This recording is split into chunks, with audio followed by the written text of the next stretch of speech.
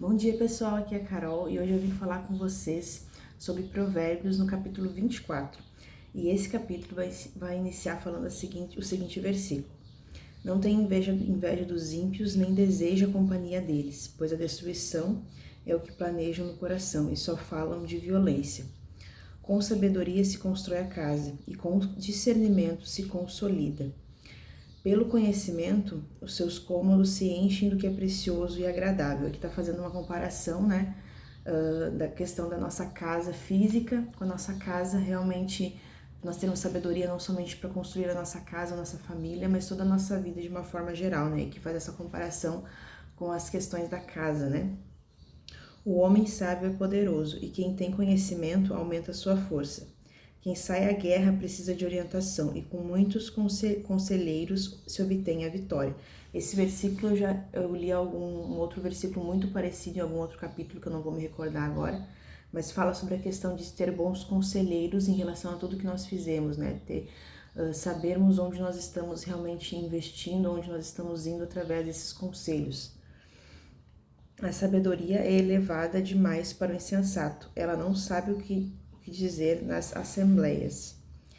Quem maquina o mal será conhecido como criador de intrigas. A intriga do insensato é pecado, e o zombador é detestado pelos homens.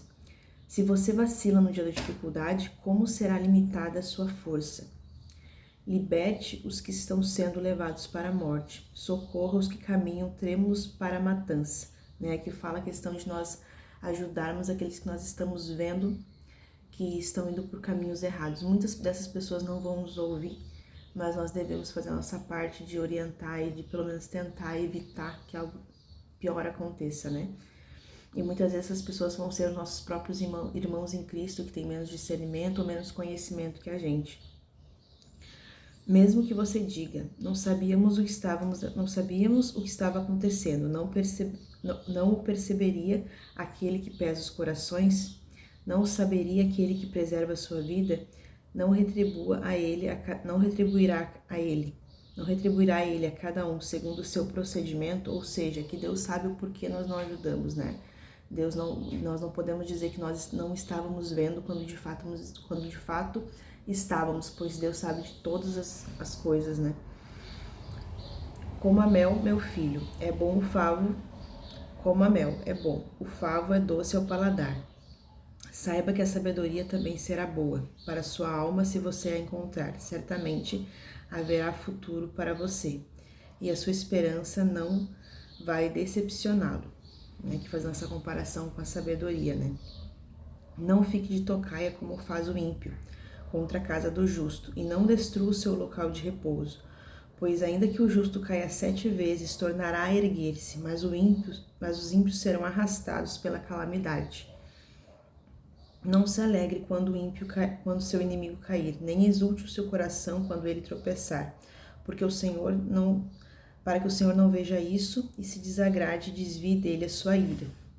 Não se aborreça por causa dos maus, nem tenha inveja dos ímpios, né? Nós já falamos isso, se não me engano, no capítulo passado. Pois não há futuro para o mal e a lâmpada dos ímpios se apagará. Temo o Senhor e o Rei, meu filho, e não se associe aos desdentes, pois terão repentina destruição. E quem pode imaginar a ruína que o Senhor e o Rei podem causar? Aqui está falando sobre Deus, né? O Senhor Deus, mas também sobre a questão das autoridades, né? Aqui vão outros ditados dos sábios. Agir com parcialidade nos julgamentos não é nada bom. Parcialidade é quando você escolhe um lado, né? Você está diante de uma situação, aqui vai falar sobre julgamentos, né? E você escolhe um lado, não por aquele lado estar correto ou porque fez a coisa certa, mas porque você prefere aquele lado, né? Você não está sendo justo nesse sentido. Quem disser ao ímpio, você é justo, será amaldiçoado pelos povos e sofrerá a indignação das nações, mas os que condenam o culpado terão vida agradável e receberão grandes bênçãos. A resposta sincera é como um beijo nos lábios. Em seguida vai falar sobre a questão do trabalho, né? Termine primeiro o seu trabalho a céu aberto, deixe pronta a sua lavoura e depois constitua a sua família.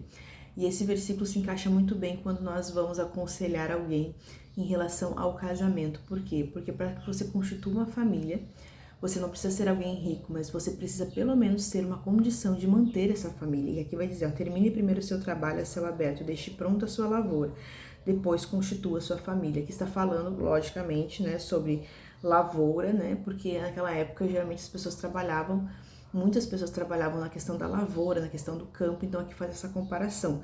Mas aqui vai dizer o quê? Você precisa ter pelo menos uma estrutura para que você possa se casar, né? Você pelo menos precisa ter uma forma de sustentar a sua casa para que lá na frente você não vá passar vergonha, para que lá na frente você não vá precisar de ajuda. É lógico que muitas vezes na nossa vida nós vamos precisar de ajuda, mas nós precisamos primeiro, a premissa, né? Nós precisamos primeiro, para iniciar um casamento, uma família, nós precisamos ter algum tipo de estrutura, algum tipo de recurso para que nós possamos manter essa família. Então esse versículo é muito importante ser estudado e analisado, né? Não testemunhe sem motivo contra o seu próximo, nem use os seus lábios para enganá-lo. Não diga, farei com ele o que fez comigo, e ele pagará pelo que fez. Aqui fala sobre a questão da vingança, né, que nós já falamos também em outro capítulo. Passei pelo campo do preguiçoso, pela vinha do homem sem juízo. Havia espinhos por toda parte, o chão estava coberto de ervas daninhas, e o muro de pedra estava em ruínas. Observei aquilo e fiquei pensando, olhei e aprendi esta lição. Vou dormir um pouco, você diz, vou cochilar um momento, vou cruzar os braços e descansar mais um pouco, mas a pobreza lhe sobrevirá, como um assaltante, e a sua miséria como um homem armado, né? E aqui finaliza então o capítulo com esse versículo, falando sobre a preguiça, né? E aqui nesse capítulo até acho que foi o único versículo que falou sobre a preguiça, mas de todos os outros capítulos tem falado muito sobre a questão da preguiça, do trabalho, né? Aqui até falou sobre o trabalho, mas não necessariamente sobre a preguiça. E aí nesse último versículo então fala sobre a questão da preguiça, né? E aqui a gente vê que relembra, como é de costume em provérbios, relembrar os outros provérbios, né? Algumas outras citações até parecem quase assim, iguais, mas também fala sobre a questão, né, do trabalho, do conselho, de se estruturar primeiramente antes de assumir qualquer responsabilidade. Então aqui se tem versículos muito chaves para algumas situações na vida, né? Então releia ele novamente em casa, estude cada versículo separado, como eu sempre falo para vocês, anote aquilo que você acha que pode né, ser mais fixado, ser mais relevante, porque assim, às vezes a gente está numa situação onde a gente precisa rápido achar uma resposta, a gente precisa rápido achar um versículo até mesmo para orientar alguém, e às vezes a anotação vai nos ajudar nisso, e eu geralmente faço isso. Se você conseguir ver por aqui pelo vídeo, minha Bíblia é bem riscada, eu costumo fazer isso porque realmente nos ajuda, tá bom? Eu espero que esse vídeo tenha abençoado a sua vida, e eu te espero daqui a pouco no nosso próximo vídeo. Tchau, tchau, que Deus te abençoe.